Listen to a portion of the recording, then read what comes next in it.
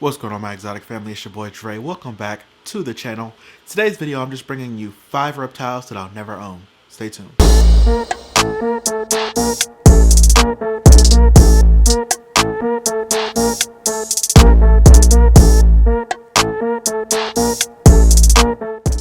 Alrighty everybody, welcome back to the video. So like I said, I'm bringing you 5 reptiles I'll never own, but before we get to that, I just want to throw out there, these reptiles I'm about to name does not mean that I don't think they're cool or that I don't like them. I personally just think that they're not the reptiles for me. Alrighty, so let's jump right into it with number 5. Abronia, or alligator lizards. Very cool lizards. I've actually studied these guys for a while and I think they're really interesting and cool in their own way. However, I don't think that they're the reptile for me. As you guys know, I like my reptiles large and in charge, hence the name exotics, which is why I have the caiman, tegu, Burmese, and some of my other reptiles. Abronia lizards are very cool. I just don't think that they would keep me interested long enough to keep them long term. Alrighty, so number 4, aquatic turtles. Again, another cool pet that is very popular, especially here in the US, but they're very messy. Turtles love to eat, and of course, the more they eat, the more they're gonna poop. And that is just not something that I'm willing to put the time into. As you guys know, I have the caiman, and I can honestly say my caiman's really not that messy. He eats mostly every day for the most part when he's not being moody, but I don't really have an issue with the enclosure getting dirtied up a whole bunch. However, he's still small. That may change when he's older, but if I have a good enough filter, that shouldn't be a problem. I've actually experienced turtles on many occasions, and I feel like it doesn't matter what type of filter you have.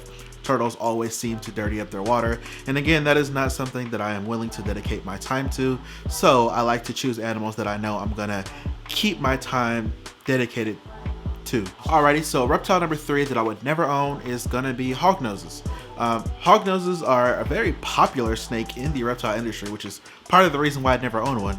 I really like different snakes. I like snakes that aren't super common, and I know I don't have anything that's super rare or extravagant. However, Hawknoses kind of, for me, coincide with ball pythons, although I know I have a ball python.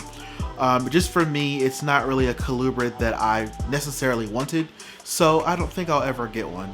Again, great pet, just not for me. Alrighty, reptile number 2 that I will never own is gonna be skink, more specifically blue-tongued skinks.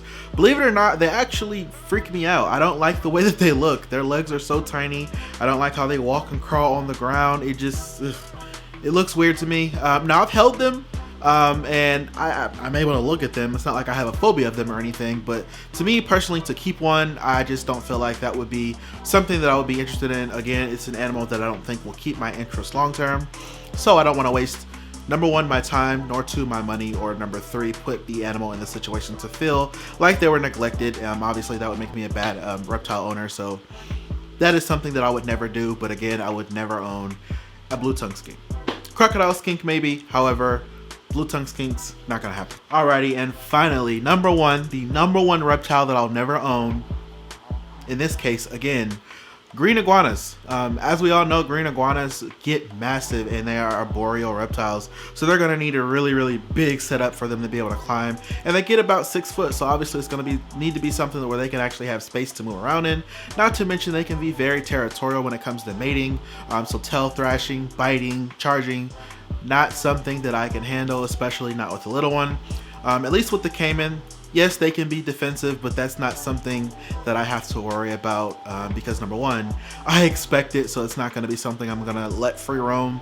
Number 2, they're not going to be something that really chases or charges at me, unless I get too close, then they'll have an issue. But again, it's not going to be something that is going to walk around my apartment or my house or whatever, and I feel like I have to watch it because it's never gonna free roam. So again, very cool animals, and if you guys have been following me on YouTube long enough, you'll know that a green iguana was actually my first pet, and I actually got tail whipped by it pretty good. And it wasn't that made me want it. It was the simple fact that my first pet was an iguana, and I wasn't educated on what iguanas actually were and how big they got and what they became, and that's what kind of got me started on this whole educate yourself piece. So now that I understand, obviously, years later, what iguanas are and what they're capable of, I don't think it's something that I'll ever own again.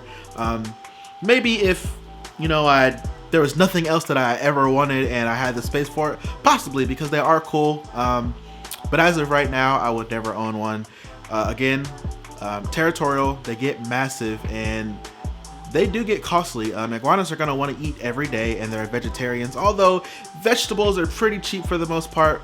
Once they get big, they're going to want to eat more, and you have your fruits, your vegetables. It can get pricey. So once again, not a reptile that I think I would own. Now, like I stated in the beginning of this video, there is nothing wrong with owning these reptiles. I'm not throwing any shade at anyone. I think they're great reptiles, but once again, these are reptiles that are not for me. So, with that being said, I hope you guys did enjoy this video. Drop a comment and let me know what you guys think of this list. What reptiles would you not own? Hit that subscribe button, turn those post notifications on so you don't miss any uploads. I upload every Monday and Thursday at 11 a.m. Eastern Standard Time. And as always, stay exotic.